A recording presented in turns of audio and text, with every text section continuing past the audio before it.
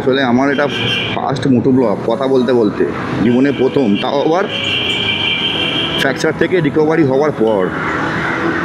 মানে কীভাবে বলতে হয় গাড়ি চালাতে চালাতে সেটা আমার ঠিক অভ্যেস নেই, হয়তো একটা আলাদাই মানে একটা আলাদা আনন্দ আমার। অনেক দিন পর গাড়ি চালানো শুরু করেছি, মানে যে আনন্দ পাচ্ছি সেটা কি বলবো আপনাদের। জানি আপনারা বলবেন যে সাবধানে চালাতে, অবশ্যই এটা অবশ্যই, তবে আমি গাড়ি নিয়ে এখন খুব একটা। গুড মর্নিং ফ্রেন্ড, আশা করি সবাই ভালো আছেন। অনেক দিন পর ইউটিউব চ্যানেলে আবার ফিরে এলাম। 10 মাস পর আমি আমার প্রিয় বাইক নিয়ে কাজে বেরোচ্ছি। তো তার অভিজ্ঞতাটা আমি রাখতে যেতে আপনাদের শেয়ার করব। আপনারা জানেন যে আমার 2024 সেপ্টেম্বর মাসে আমার হাতে অ্যাক্সিডেন্ট হওয়ার পরে আমার বাম হাত সার্জারি হয়েছিল। তার ঠিক 3 মাস পর আবার প্লেট ভেঙে যাওয়ার জন্য আমাকে ডিসেম্বরে আবার এগেন সার্জারি করতে হয়। যাই হোক, এতগুলো বাধা বিঘ্ন কাটিয়ে উঠতে আমার খুব সময় লেগেছিল, মনের দিক থেকে আমি ভেঙেও পড়েছিলাম। তো আমার ব্লগ করতে খুবই ভালো লাগে, নতুন সেট আপ নিয়েছি ব্লগের। তো চেষ্টা করছি এই সেট আপটা নিয়ে আমি আজকে বেরোবো, কেমন সাউন্ড কোয়ালিটি ভিডিও কোয়ালিটি আছে সেটা দেখার জন্য। আর আমার হাতের ফ্র্যাকচার কীভাবে ঠিক হলো, কীভাবে আমি সুস্থ হলাম, কী করে আমি স্ট্রেংথ পেলাম। যারা আমার সঙ্গে রেগুলার দেখাশোনা মানে দেখা সাক্ষাৎ হয় তারা সবাই জানে, কারণ আমি তো অলরেডি ফ্র্যাকচার নিয়েই তো কাজে কমে লেগেছিলাম, কিন্তু গাড়ি নিয়ে যেতাম না। ডাক্তার আমাকে গাড়ি চালাতে বলেছিল, এপ্রিল মাস থেকে মানে গাড়ি চালাবার কথা বলেছিল, কিন্তু আমি আমার কনফিডেন্স লেভেলের জন্য আমি চালাইনি। আমি জুন মাস থেকে চালিয়েছিলাম, লোকাল চালিয়েছিলাম, পেছনে আমার মেয়েকে ওয়াইফকে নিয়ে চালিয়েছিলাম, তাতে কোনো অসুবিধা ফিল করিনি। কিন্তু আমি দূরে যাওয়ার একটা সবসময় ভয় একটা মাথাতে আমার কাজ করতো। সেটা থেকে বেরিয়ে আসতে পেরেছি অনেক কষ্ট করে, ভগবানের আশীর্বাদ, অবশ্যই আপনাদেরও আশীর্বাদ। তো এই জাস্ট বেরোবো, তার আগে একটা ইন্ট্রোডিউস করলাম। হাতের ফ্র্যাকচার কীভাবে হয়েছিল, কেন হয়েছিল, সেটা আমার আগের ইউটিউব ভিডিওতে আছে। সবাই ভাববেন হট করে ইউটিউব ভিডিওতে কেন, আমি ইউটিউবে কেন ভিডিও করছি। অ্যাকচুয়াল আমি অনেক জায়গায় ঘুরতে যেতাম বাইক নিয়ে, বাইক চালানোটাও আমার একটা হিস্ট্রি আছে, সেটা আমি পরে বলবো। তো কিন্তু ঘুরতে যাওয়ার পরে আমি প্রায় আমার কাছে নিকনের দামি দামি ক্যামেরা আছে, ছিল, বেঁচেও দিয়েছি, এখনও আছে। ফুজির ক্যামেরা আছে। আমি বার্ড ফটোগ্রাফি করতাম, ওয়াইল্ড লাইফ ফটোগ্রাফি করতে ভালোবাসতাম, নেচার ফটোগ্রাফি করতে ভালোবাসতাম। কিন্তু ভাবতাম যদি আপনাদের কাছে এইগুলো মানে ঠিকমতো তুলে ধরতে পারি, তো ইউটিউব হচ্ছে মেন প্ল্যাটফর্ম। এমন নয় যে ইউটিউব করে আমি কিছু পয়সা কামাবার জন্য, সাবস্ক্রাইব বাড়ানোর জন্য করছি, তা নয়। ভাল লাগতো। তো অ্যাক্সিডেন্ট হওয়ার পর থেকে মনের দিক থেকে ভেঙে গেছিলাম। তো আর সময় নষ্ট করে লাভ নেই, কেননা মানুষের কখন কি হয় তো জানে না। তো সেক্ষেত্রে আমি ব্লগ শুরু করলাম। নিয়মিত এবার ব্লগ পাবেন আপনারা, তার কারণটা কি, আমি অনেক জায়গায় ঘুরতে যাবো প্ল্যানিং করে নিয়েছি। সাবধানে যাব অবশ্যই, কিন্তু অ্যাক্সিডেন্টটা তো আমার নিজের দোষে হয়নি, তবুও যতটা সাবধানে থাকা যায়। তো চলুন তাহলে বাইরে দেখা হচ্ছে, চলুন বেরোনো যাক। আসলাম, ঠিক আছে।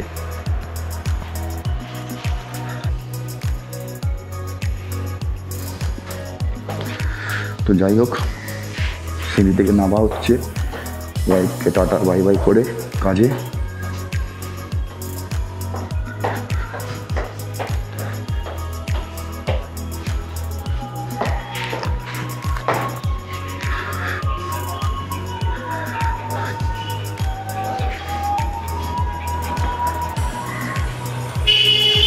এই আমার পক্ষীরাজে উঠবো এক্ষুনি আমি।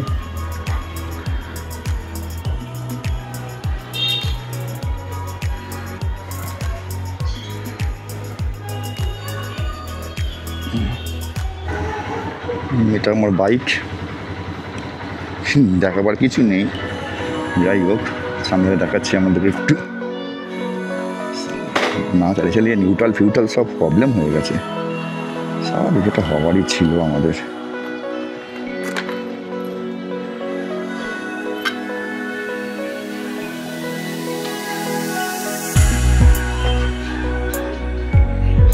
দেখুন আমার বাইক।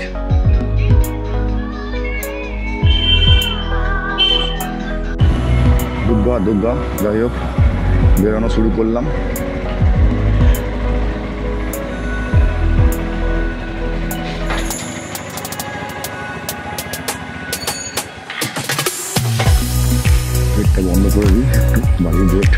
ফ্ল্যাট, বুঝেছেন তো? পুরো আমার স্ট্যাম্প মার্কা ফ্ল্যাট আমাদের। নার্গিস রকমারি স্টোরসের প্রচারকারীর পক্ষ থেকে আপনাদের সকলকে জানাই আন্তরিক অভিনন্দন। অনুগ্রহ করে শুনবেন, আমি আপনাদের জন্য নিয়ে এসেছি আপনাদের এলাকায়, আপনাদের গ্রামে। সুপ্রভাত, মর্নিং। ঠিক আছে, আসলাম তাহলে। দুধ লাগবে, দুধ লাগবে একটা আমাদের।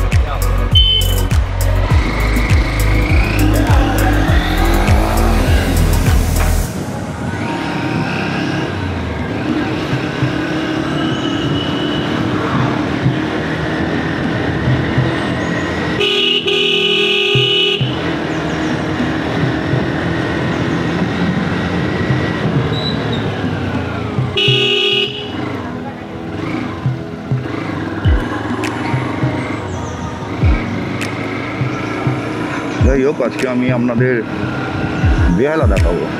খুবই জনপ্রিয় এলাকা। লোকে কী বলে সবাই জানেন। বেহালা নাম শুনলে সব কী সব রব ওঠে। যাই হোক, পার্টিগত ব্যাপারে কথা বলে যাচ্ছে, এসব কথা না বলাই ভালো।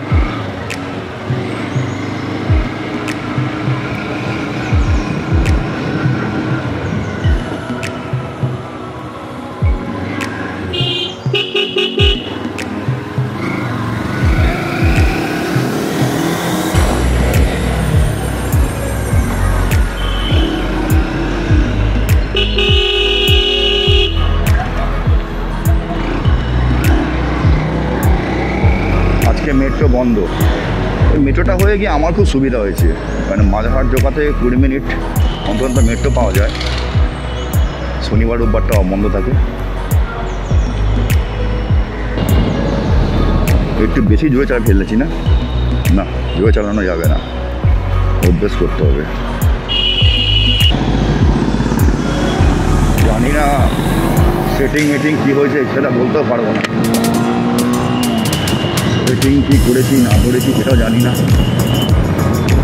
17,000 ক্রস করছি, সিগন্যালটা খোলা আছে, আস্তে আস্তে বেরিয়ে যায়। অবশ্যই দেখুন সিগন্যাল খোলা, তাও যেন স্লো হতে হবে। যাই হোক, নিচের কথা কিছু বলি, নিজের কথা বলাটাই ভালো যেতে যেতে।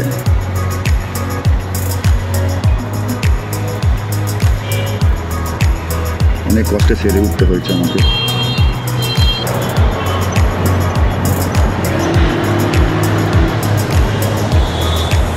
রাস্তা ক্রস করবো। যেটা বলছিলাম, এবার থেকে আমি নিয়মিত ব্লগ করব। মোটামুটি আমরা দেখতে পাবেন ব্লগগুলো।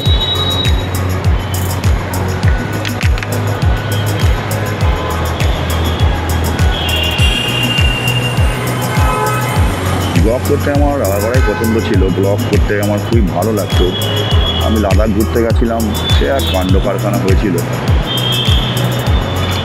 2023 সালে লাদাখ গেছি, তাও আবার এনটক স্কুটি নিয়ে। প্রথমে বুঝতে পারিনি, আমার আর এক ভাইরা ভাই সে বলেছিল না না সব চলে যায় গাড়ি, ওই স্কুটি নিয়ে না যাওয়াই ভালো।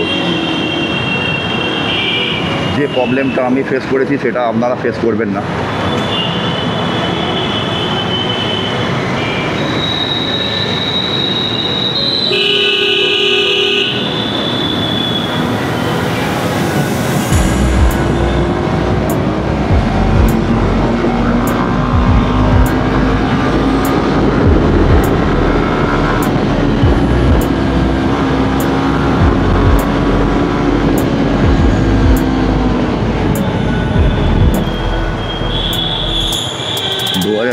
স্কুটি নিয়ে লাদাখ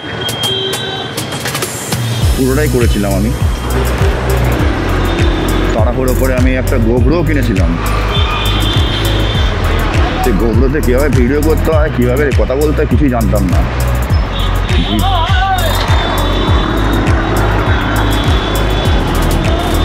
ভিডিও তো করেছি কিন্তু সাউন্ড নেই। কিছু ভিডিও ইউটিউবে লোড করেছি ওভার ভয়েস করে, দেখতে পারেন।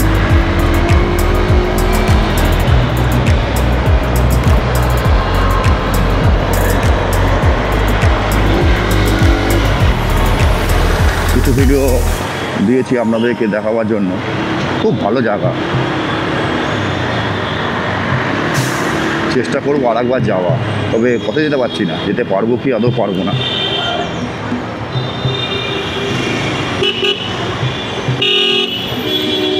কেন ওসব জায়গায় যাওয়া একটা চ্যালেঞ্জিং সব সময়। যতই আপনি ইউটিউবে দেখুন না, এখন রাস্তা পরিষ্কার। তো লাদাখ যাওয়ার পরে আমার অলরেডি শরীরও খারাপ হয়ে গেছিলো টেনশনে।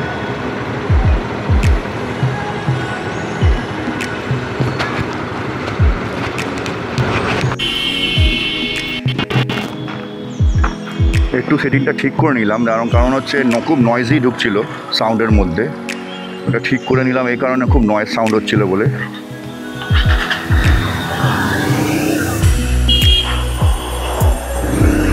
সেটা কথা বলার ছিল যে লাদাখ নিয়ে আমি যেটা বলছিলাম,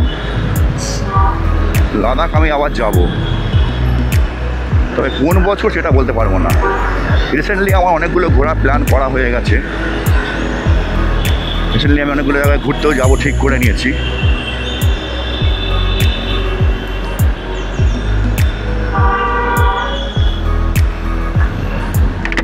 সেগুলো নিয়মিত ব্লগ হয়তো আপনারা দেখতে পাবেন। এতক্ষণ যে এলাম, রাস্তাঘাটের যে অবস্থা দেখলেন, নাম বেহাল অবস্থা। মেট্রোটা হওয়ার পরে একটু সুবিধা হয়েছে, যদি মেট্রোটা যদি স্প্যান পর্যন্ত হয়ে যায় সবার জন্য খুবই সুখময়। আসলে আমার এটা ফার্স্ট মোটো ব্লগ, কথা বলতে বলতে জীবনে প্রথম, তাও আবার ফ্র্যাকচার থেকে রিকভারি হওয়ার পর। মানে কীভাবে বলতে হয় গাড়ি চালাতে সেটা আমার ঠিক অভ্যেস নেই, হয়তো কিছু ভুলভ্রান্তি হবে, তার জন্য কিন্তু ক্ষমা করে দেবেন। আর অবশ্যই আপনারা কমেন্টে জানাবেন যে কেমন হয়েছে, কথাটা সাউন্ডটা সব ঠিকঠাক আছে কি না।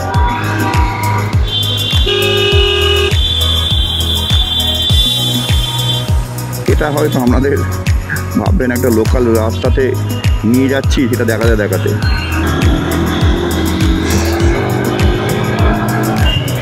তাঁতলা ফ্লাইওভার আমি ক্রস করছি।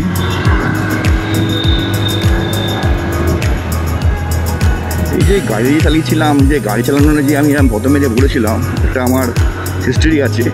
অ্যাকচুয়ালি আমি বাইক চালানো শিখেছিলাম তখন আমি মনে হয় 9 কি 10-এ পড়ি। তারপরে আমি বাবার কাছে বাইক কেনার জন্য খুব বায়না করি, কিন্তু মায়ের জন্য কেনা হয় ওঠেনি।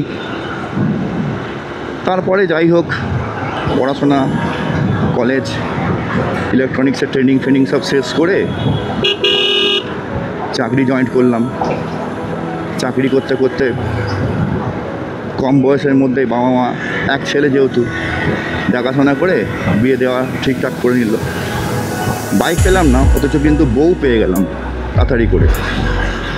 ওটা একটা পাওনা বলা যেতে পারে।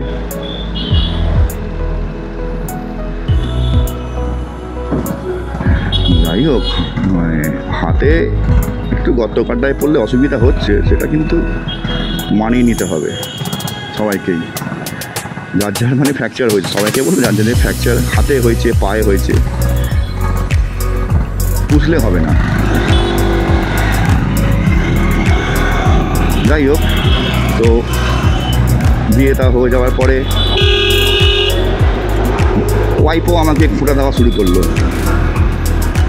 ওয়াইফ বলতে লাগলো একটা বাইক চালাতে পারলে খুব ভালো হতো, অন্তত বাপের বাড়িটা আরাম করে যেতে পারতাম। আমার শ্বশুর বাড়ি হচ্ছে সল্টলেক সেক্টর 5-এ, যেটা বলছিলাম। তো তাও আমি হয়তো ওয়াইফের কথা সেরকম কান দিতাম না, বলতাম না ঠিক আছে, কোনো অসুবিধা নেই, বাসে করে যাচ্ছি ঠিক আছে। তখন বাস টাসও ঠিকঠাক চলতো, এখনের মতো নয়। তাও বলে যেত, কেন আমার নিজের যে ভাই, মানে আমার শালির হাজব্যান্ড, তার থেকে তো মানে ছোটো থেকেই বাইক চালায়, তার কাছে বাইকও আছে। কিন্তু আমি ওর বাইক খুব চড়তাম হিসাব মতো সবসময়। ও যেখানে কাজে যেত ওর বাইক করে ঘুরতে যেতাম। রাস্তার অবস্থা খুব খারাপ, ফ্লাইওভার হওয়ার জন্য রাস্তা আমাদের কিন্তু অবস্থা পুরো খাস্তা হয়ে গেছে। একটু ভুলভাল গেলেই হাতে চাপ পড়বে, আবার কী হবে তার ঠিক নেই। তো একটু সাবধানে চালাচ্ছি।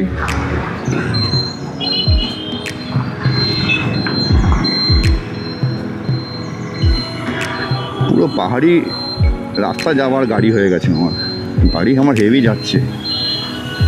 10 মাস পর গাড়ির পারফরমেন্স কিন্তু খুব ভালো আছে, যাই বলুন। কথা বলবো কি, গাড়ি চালাবো না আপনাদের সঙ্গে কথা বলবো? রাস্তার অবস্থা দেখুন।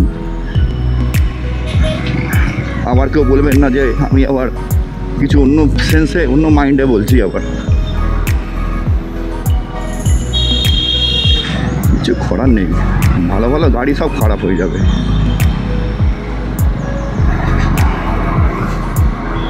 ভেবেছিলাম 2 বছর পর একটা ভালো বাইক কিনবো, কিন্তু যা সব কাণ্ড কারখানা আমার লাইফে ঘটে গেছে সেসব দিকে আর মন নেই বলা ভুল, হয়তো আগামীকাল আসতেও পারে।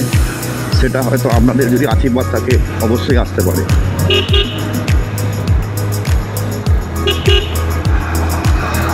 যাই হোক, তো ওয়াইফ বলতে বলতে আমি আর গাড়ি কেনা তো হলো না। তো খালি বলে যায় 2011 সালেও আমার একটা অসুবিধা হয়েছিল শরীরের মধ্যে, খুব ভয়ঙ্কর, হাত ভাঙা চাইতো। সেটা এই সময়ে বলে সময় নষ্ট করার কোনো প্রয়োজন নেই। তারপর থেকে আমি, তখন আমার মেয়ে অলরেডি স্কুলে পড়ে, মানে আমার একটা মেয়ে আছে, সে আমার বড়ো হয়ে গেছে, দুদিন পর সেও হয়তো জব করবে আপনাদের আশীর্বাদে। অলরেডি প্রিপারেশান চলছে। তো যাই হোক, মেয়ে হয়ে গেছিলো, তখনও বলতো কোলে করে মেয়েকে নিয়ে শ্বশুরবাড়ি যেতাম যখন, কষ্ট তো একটা হতোই না, বাসে করে, ইনকাম কম ছিল, ট্যাক্সি করে যেতে পারতাম না।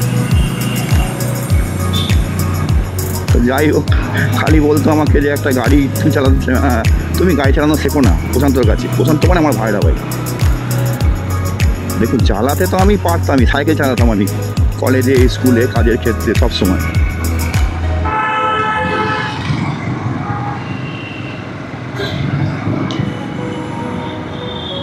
দু 2012 সাল হবে হয়তো, বাবা রিটায়ার করে গেছে, 12 কি 13, ঠিক মনে পড়ছে না। যাই হোক, তো আমার মেয়েকে স্কুল নিয়ে যাওয়ার জন্য অনেক টাকা গাড়ি ভাড়া খরচা হচ্ছিলো। তখন গাড়ি ভাড়াটা একটু বেড়েছিল, অটো রিক্সা। আর আমাদের পাড়াটা ছিল তো অ্যাকচুয়ালি যাকে বলা হয় ব্যাংক মুতলেই জল জমে যেত। বন্যা কবলিত এলাকা ছিল আমাদের পাড়াটা, মানে বৃষ্টি হওয়ার পরে, জল জমার পরে দেখবেন যে 7 দিন হয়ে গেছে, সব রোদুর হয়তো, আকাশ ক্লিয়ার হয়ে গেছে, সব রাস্তা শুকিয়ে গেছে, আমাদের পাড়া থেকে আমরা হয়তো প্যান্ট গুটিয়ে বেরোচ্ছি। সেই সময় মেয়েকে নিজেতে খুব কষ্ট হতো, এটা বুঝতে পারতাম।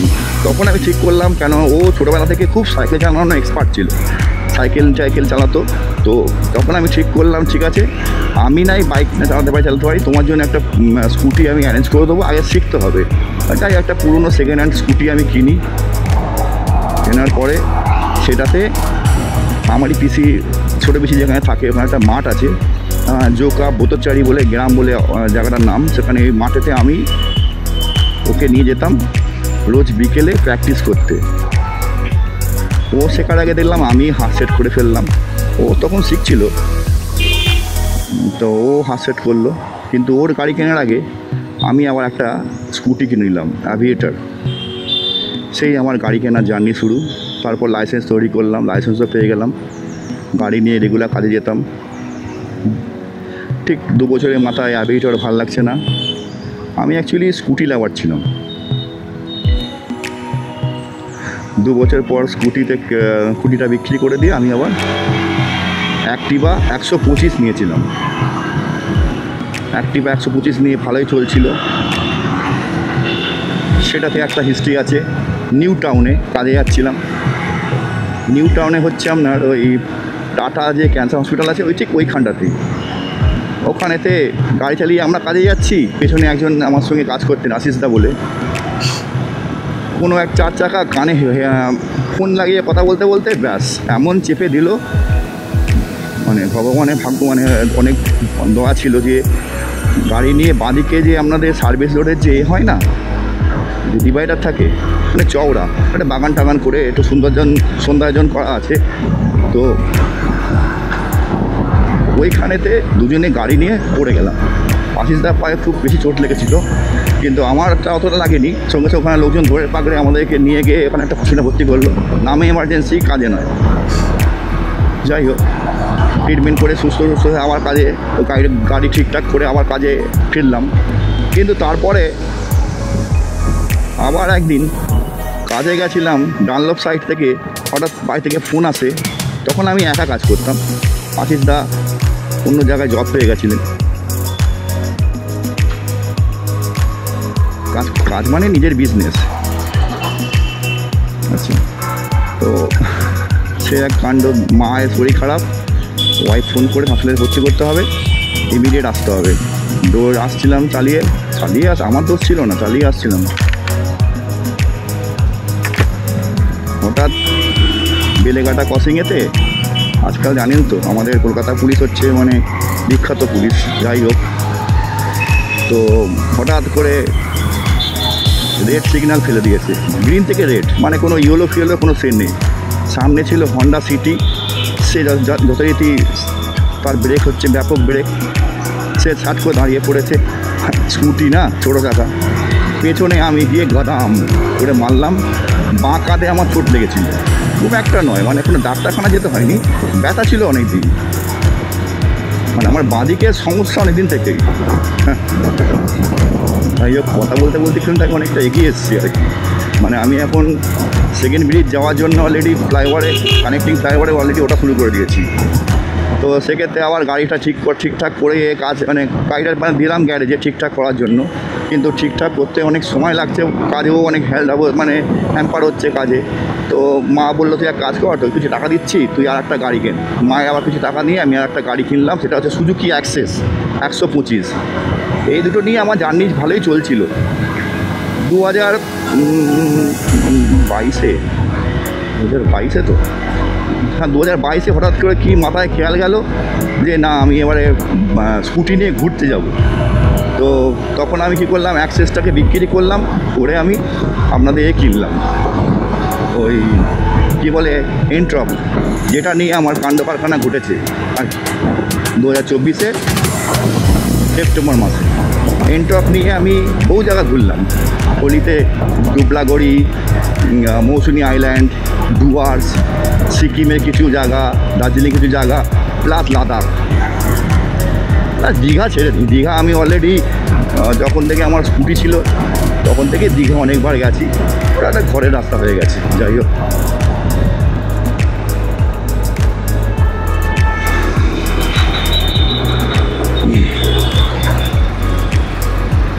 সেকেন্ড ব্রিজে উঠছি, একটা আলাদাই, মানে একটা আলাদা আনন্দ। আমার অনেক দিন পর গাড়ি চালানো শুরু করেছি, মানে যে আনন্দ পাচ্ছি সেটা কি বলবো আপনাদের।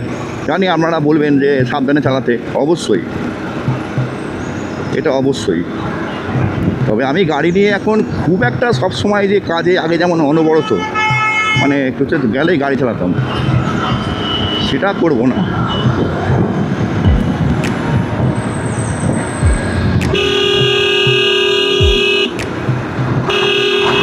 সেকেন্ড ব্রিজ ক্রস করছি, জয় মা গঙ্গা।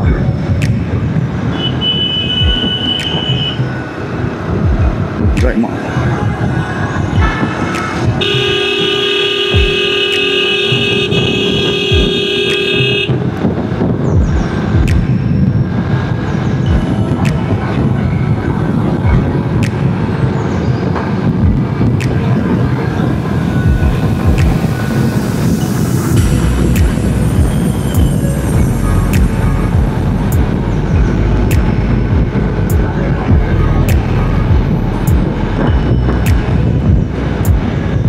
স্কুটি নিয়ে আমি অনেক জায়গায় গেছি, বাইক চালাতে পারতাম না, কেন আমার গিয়ার ফাংশনটা ঠিক মানে পারতাম না, বলা শিখতেও চাইনি।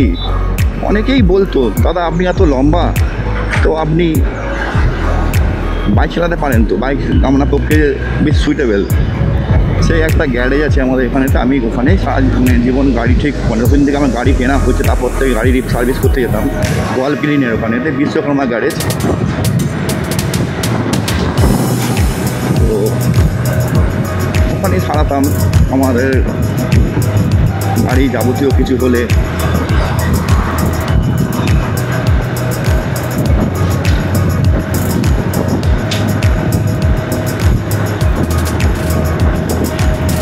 ওরাই বলতো, ওরাই আমাকে একটা গাড়ি ব্যবস্থা করে দিয়েছিল আপনার 2023 সালে জানুয়ারি মাসে। বললো দাদা এই গাড়িটা নিয়ে, তো অনেক গাড়ি সারাতে ওদের একটা গাড়ি ছিল, বললো এটা নিয়ে আপনি প্র্যাকটিস করুন। তো প্র্যাকটিস আমি রেগুলারই করতাম, করতে যাই হোক বিভিন্ন বাইক চালাতে একটা অভ্যেস হতে গেল। তো কী গাড়ি কিনবো আমার হাইটে অনুযায়ী, তখন দেখলাম যে CB 200X ওটাই বেস্ট অপশান হবে, ওটাই কিনলাম। চালাতাম প্রথম মেয়েকে যখন কলেজ দিয়ে যেতাম রাস্তায় স্টার্ট বন্ধ হয়ে যেত। এইটা VIP মানে আন্দুল রোডের জায়গা, কিন্তু এখান থেকে বাইকটা নিয়ে গেলে রাত্রি করে আপনি এখান থেকে বেরিয়ে যেতে পারবেন।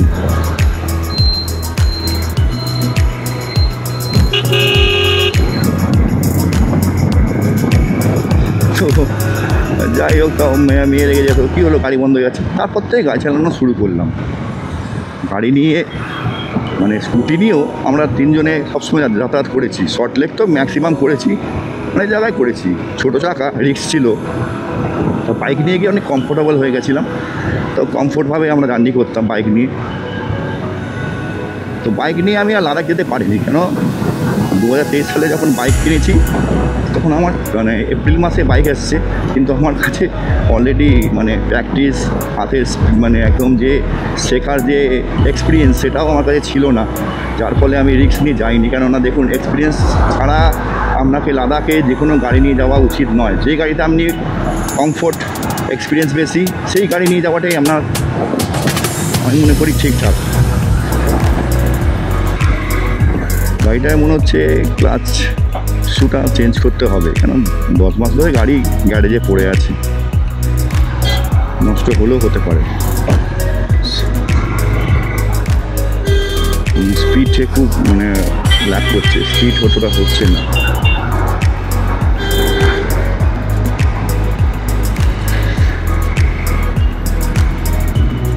সেই থেকে আমার বাইক জার্নি শুরু হলো, তবে থেকে আমি 23 থেকে বাইক কেনার পর থেকে।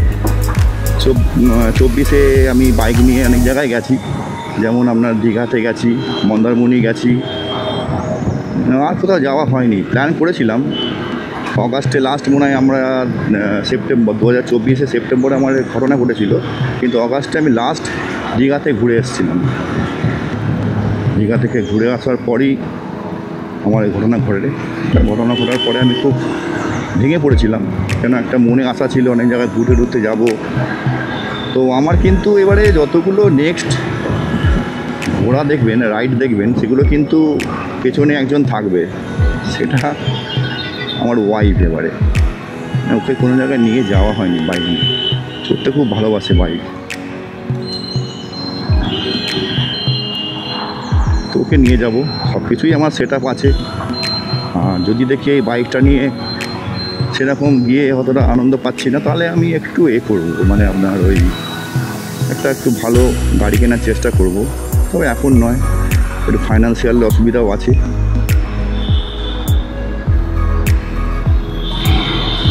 বেলে আপল থেকে আমি ঢুকে গেলাম ডান দিকে, যাব আমি অ্যাকচুয়ালি হাওড়া বাটরা।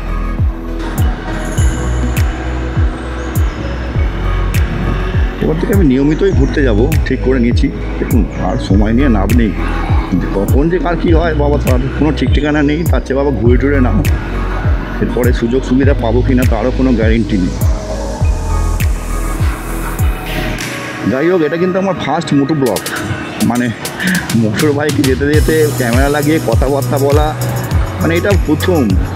যবে থেকে স্কুটি চালাচ্ছি, বাইক চালাচ্ছি, তবে থেকে প্রায় 2012 থেকে আজকে 2025, তো এই প্রথম লাইফে প্রথম আমি আপনাদের সঙ্গে বাইকে যেতে যেতে ক্যামেরা সেট আপ করে কথাবার্তা বলছি। সেট আপটাও কি নতুন নিয়েছি আমি, ঘুরতে যাব বলে, খরচাপাতি হয়ে গেছে। ক্যামেরার প্রতি আমার একটু আগ্রহই আছে, ছবি তোলা, স্টিল ফটোগ্রাফি তোলা, হ্যাঁ, অনেক ছবি আমি তুলিও। আপনারা হয়তো আমার ফেসবুকে থাকলে দেখতে পাবেন। সময়ের কারণে, কাজের চাপে তুলতে যেতে পারি না। ইচ্ছা করে যে কিছু ছবি আমি গিয়ে তুলে আসি। অনেক জায়গা আছে, দূরেও আছে, কাছেও আছে, যেতে পারা যায় না, সময় হয় না। এসব কিন্তু সময়, ধৈর্য, পেশেন্সের ব্যাপার, তবেই আপনার এগুলো হবে। মাথাতে আসবে এবং করতে পারবেন। আর ফ্র্যাকচার হওয়ার পর তো আমি সেকেন্ড সার্জারির পর ডিপ্রেশনে চলে গেছিলাম। ডিপ্রেশনে কেন গেছিলাম সেটা আমি আমার ইউটিউবে ব্লগে করা আছে। বারবার এক কথা বলতে ভালো লাগে না, পুরনো স্মৃতি যেতে আর ইচ্ছা করে না। তো হাতের মধ্যে আমার একটা টাইটেনিয়ামের দুটো প্লেট লাগানো আছে। এটা আমার জীবনের একটা সঙ্গী হয়ে গেল।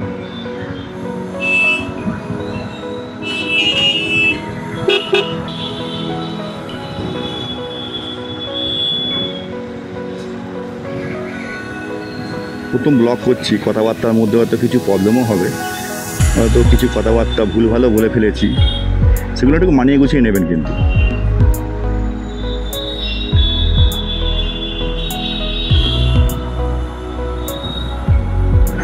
আর আমার বাঁ হাতে নিয়ে যে আমি একটা ব্লগ বানাবো বাঁ হাত নিয়ে, কী করে সুস্থ হলাম, কীভাবে স্ট্রেন্থ পেলাম, তো সেইটা সবার পক্ষে নাও ভালো লাগতে পারে।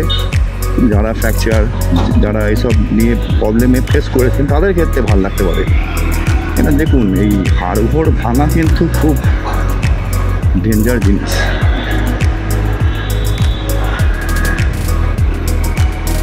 হাড়গোড় নিজে থেকে জোরে, কিন্তু তাকে ঠিকমতো লাইনে রাখা, ঠিকমতো মানে যেখানে ফ্র্যাকচারের মুখটাকে ঠিকমতো স্টেবল রাখা, এটা কিন্তু মেন জরুরি।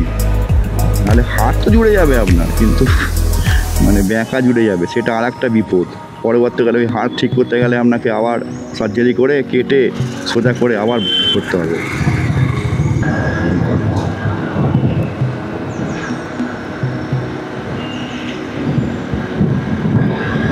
সাজিয়ে গুজিয়ে কথা বলাটা খুবই ক্রিটিক্যাল। আমি যে কথাগুলো বলছি, আমি যেমন সাধারণভাবে কথাবার্তা বলি সেভাবেই বলছি। সাজিয়ে গুজিয়ে স্ক্রিপ্ট লিখে মুখস্থ করে এগুলোকে বলা রাস্তায়, ও সব আমার দ্বারা হবে না। তাতে শুনতে খারাপ লাগলেও কি আর না লাগলেও কি, যা মাথাতে আসবে সেগুলোই আমি বলে দেবো।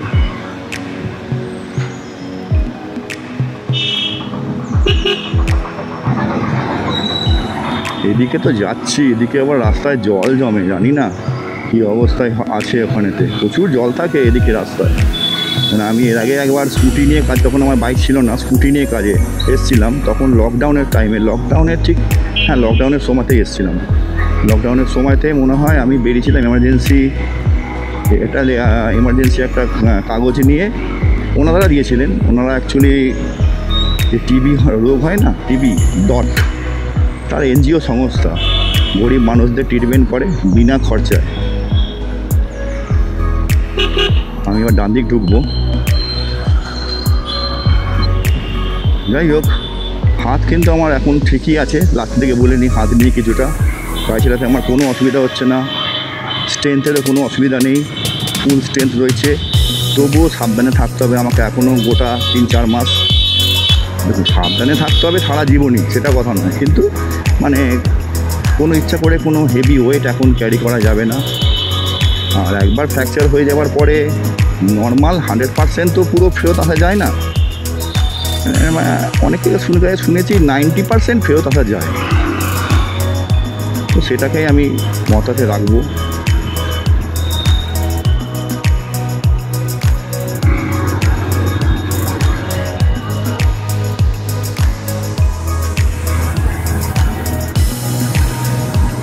হাতের মুভমেন্ট ঠিক আছে, একটু রিস্টের দিকে একটুখানি টান মতো আসছে, সেটা হয়তো আগামী দিনে ঠিক হয়ে যাবে। অনেকটা ঠিক হয়ে গেছে, কেননা যা আমি ফিল করতাম আপনার জুন মাসেও, সেই জায়গা থেকে আমি অনেক রিকভার।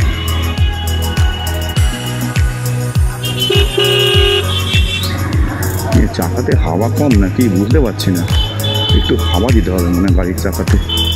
গাড়ির চাকা এত নরম হয়ে গেল কী করে, টলটল করছে। চাকাতে একটু প্রবলেম হচ্ছে। আমি হয়তো কাস্টমারের খুব কাছাকাছি চলে এসেছি। এটা হাওড়া বাজার বলে, হাওড়া ঠিক বাজার নয়, বাজারটা হচ্ছে, বাজার তো জানি কিন্তু এই বাজারটার নাম আমি ঠিক জানি না।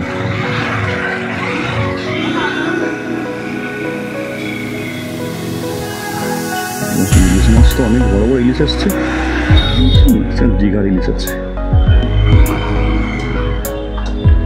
এই জল বাবা, রাস্তা তো বড় একটা চৌবাচ্চা তৈরি হয়ে গেছে।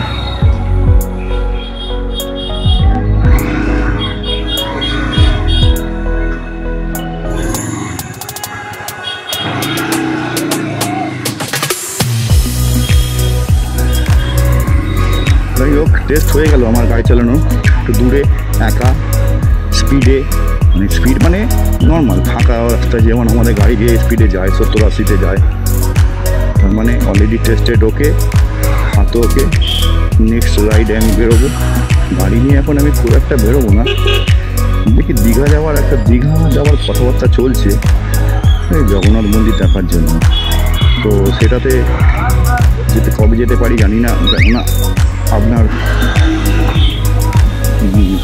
সময় পাওয়া খুবই অসুবিধা, সময় এখন ঠিকমতো পাই না, কাজের চাপ প্রচণ্ড। আজকে কাজেই আসছিলাম, তা ভাবলাম একটা যখন দূরেই যাব, বাইক ছাড়া এই রাস্তায় আমার মানে বাইক ছাড়া গতি নেই রাস্তা আসার। এখানে যে বাসগুলো আসে সে হাওড়া স্টেশনে ওখান থেকে, সে তো মানে কি বলবো আর, সে বাসে আসার চেয়ে না আসা ভালো। রাস্তার অবস্থা দেখেছেন? এই রাস্তা কিন্তু জলে চুবে থাকে বর্ষাকালে।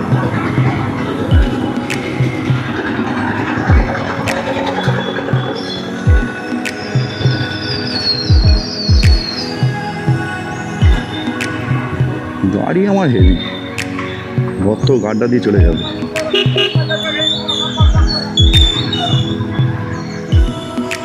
হাতও ঠিক আছে, কারণ এতগুলো গর্ত গাড্ডায় পড়লাম, তাতে কিন্তু হাতে একটা টান ভাব লেগেছে, কিন্তু যন্ত্রণা, ব্যথা, পেন হয়ে যাওয়া এগুলো কিন্তু হলো না। তার মানে হাত এখন ভালো পজিশনেই আছে।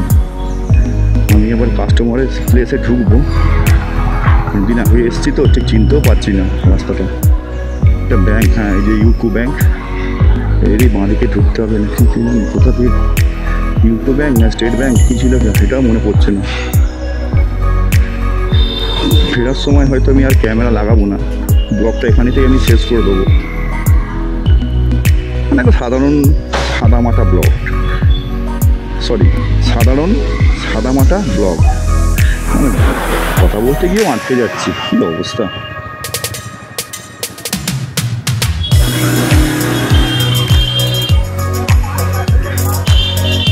স্কুটি যখন আমি প্রথম চালিয়ে শ্বশুরবাড়ি যাতায়াত করি, তখন কিন্তু আমার মেয়ে অনেক বড় হয়ে গেছিলো, সামনে বসতো সবসময়, তিনজন মিলে যাতায়াত করতাম।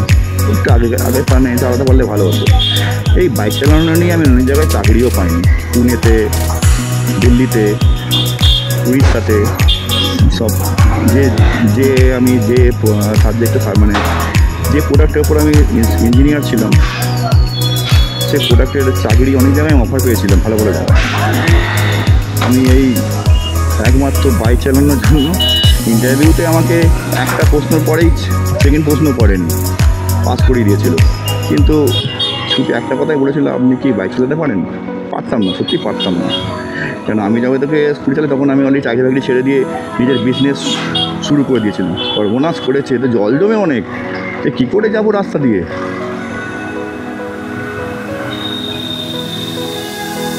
বাবা, জুতো পরে আছি তো পা ডুবে যাবে, জুতো খুলতে হয় মনে হচ্ছে আমাকে।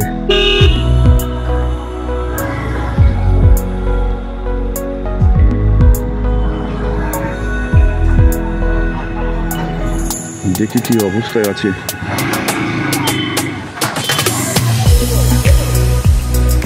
না না না বাবারে, হ্যাঁ বেঁচে গেছি। ওরে বাবরে লাকি, এই রাস্তায় জল দেখলে আমরা ভয় পেয়ে যেতেন। হাওড়া নাম করা জায়গা। যাই হোক, ব্লগটা আমি এখানে শেষ করলাম। অলরেডি আমার কাস্টমার সাইড এসে গেছি। এই কাস্টমারের নাম হচ্ছে, এই দেখুন, Badda Saint Thomas home welfare society, TB রুগীদের সব ট্রিটমেন্ট করে।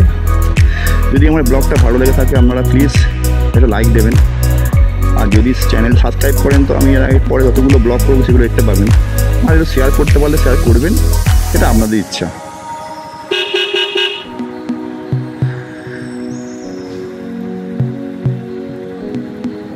তো ব্লগ এই পর্যন্তই। আমার সঙ্গে এতক্ষণ সময় দেওয়ার জন্য থ্যাংক ইউ ভেরি মাচ। চলুন, টাটা, বাই বাই।